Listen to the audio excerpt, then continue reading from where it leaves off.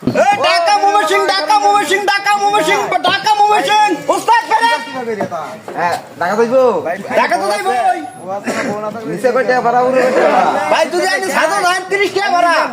ঢাকা আর যদি মুমিন তুই যান তাহলে 20 টাকা দিলে চলবো আর তুই ইও যান